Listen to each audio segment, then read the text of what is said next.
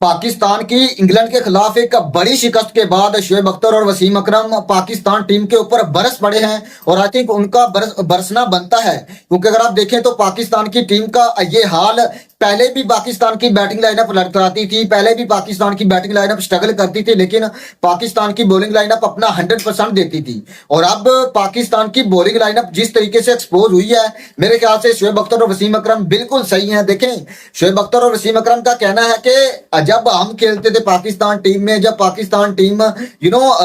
कोई भी छोटा टोटल जो होता था उसको अगर डिफेंड नहीं करती थी तो कम से कम लगता था कि पाकिस्तान की टीम अब फाइट कर रही है। लेकिन अब इंग्लैंड के खिलाफ पाकिस्तान की बॉलिंग लाइनअप ऐसे एक्सपोज हुई कि मेरे ख्याल से उनको दूसरी बारी लेने का मौका ही नहीं मिला। इंग्लैंड को कोई 5 की रन इकोनॉमी के साथ, रन रेट के साथ रन कंसीडर कर रहा है, तो कोई 4 के साथ, कोई 5 के साथ, कोई 6.5 के साथ। और ये चीजें तमाचा है कि अगर इंग्लैंड के बॉलर अगर वो ओवरसीज कंडीशंस में आकर आपसे बेहतर इकोनॉमी के साथ बॉलिंग कर रहे हैं और वो विकेटें भी ले रहे हैं, तो फिर आप कहां से कहां स्टैंड करते हैं ये आप देख सकते हैं। और मेरे ख्याल से अब पाकिस्तान टीम के लिए जो चीजें हुई हैं, ये जो बातें हुई हैं, ये कोई अच्छी बात नहीं, क्योंकि वसीम अकरम और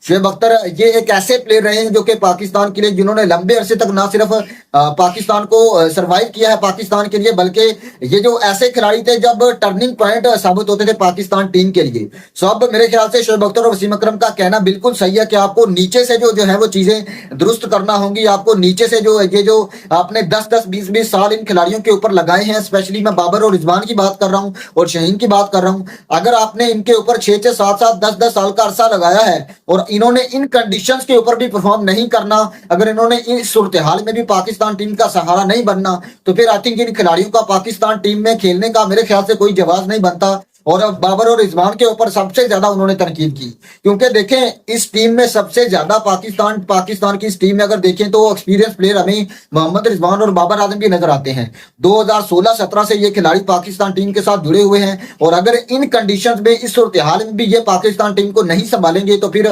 कब ये पाकिस्तान टीम को संभालेंगे। और इंग्लैंड ने पाकिस्तान को एक इनिंग और 47 रन से पाकिस्तान के होम ग्राउंड के ऊपर हराकर आई थिंक पाकिस्तान की क्रिकेट को मेरे ख्याल से दफन कर दिया है। और दूसरी तरफ अगर देखें तो ये चीजें बताती हैं कि अगर आप जहां अपनी टीम को भारत के साथ कंपेयर करते हैं, आप कहते हैं कि पाकिस्तान और इंडिया की क्रिकेट इक्वल है। सो अगर आप देखें तो Indian team border Gavaskar series में 2 दफा ऑस्ट्रेलिया में जाकर उसको हरा चुकी है, वो भी विराट कोहली और जसप्रीत बुमराह जैसे उनके मेन प्लेयर्स के बगैर। तो अगर इंडिया की टीम ऑस्ट्रेलिया में जाकर उनको हरा सकती है, लेकिन आप दूसरी तरफ अगर देखें तो आप बांग्लादेश के खिलाफ क्लीन स्वीप होते हैं अपने होम ग्राउंड के ऊपर, और फिर इंग्लैंड की टीम आपको एक इनिंग और 47 रन से शिकस्त दे रही है। तो ये चीजें बताती हैं कि आप तो अपने घर के ऊपर ही नहीं जीत सकते, तो आप वहां ऑस्ट्रेलिया और न्यूजीलैंड या फिर इंग्लैंड में जाकर उनको कैसे हराएंगे। तो मेरे ख्याल से शोएब अख्तर और वसीम अकरम का यही कहना है कि आप इन खिलाड़ियों को रेस्ट दें, इन खिलाड़ियों की छुट्टी करें और पाकिस्तान टीम को एक नए सिरे से जो है वो बनाएं, ताकि या तो फिर एक 1-1.5 साल के अरसे के बाद आपको एक टीम खड़ी हुई नजर आएगी।